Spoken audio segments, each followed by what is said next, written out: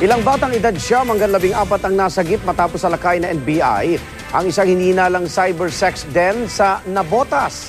Saksi si John Consulta. Sa loob ng assault vehicle ng NBI, isinagawa ang coordination ng NBI Anti-Human Trafficking Division at US Department of Homeland Security. Ang pakay, isang cybersex din sa Navotas City. Nagpanggap na kliyente ang mga taga-US Homeland Security para matumbok ng NBI ang cybersex operation kung saan umuno pinaghuhubad ang mga bata at inaabuso sa harap ng kamera kapalit ng $500. Nang makuha ng NBI assault team ang live video feed ng mga bata na isasalang sa cybersex. Okay, all units, go. Sinimulan ang pagsalakay.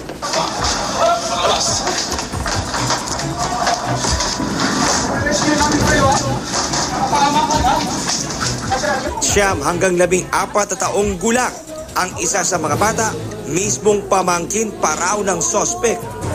Nakuha ang iba't ibang gadgets tulad ng laptop, webcam, router at sex toys na ginagamit sa cybersex operation. Natakip ang umaming operator ng cybersex din na si Benzen Canieva na handa raw makipagtulungan para maituro ang iba pang gumagawa ng cybersex operations sa Metro Manila. Ano ginagawa nila? Nagsisex po. Sa harap ng camera? Po. Tapos may bayad yun? Opo, per minute. Gaano katagal yung ganong klase ng session? Conforme po sa Amerikano kung parang magkano yung babayaran nilang credit, parang gano'n. But it's not easy, sir. It's not a walk in the park. It's not easy. No, it's not easy. It takes a lot of effort, a lot of work. Aalalayan naman ng mga eksperto mula NBI at DSWD ang mga batang na-rescue para malagpasan ang tromang dinanas. Masaya kami, no? At naging successful itong operation namin. At patuloy pa rin namin lalabanan itong mga traffickers na to, no?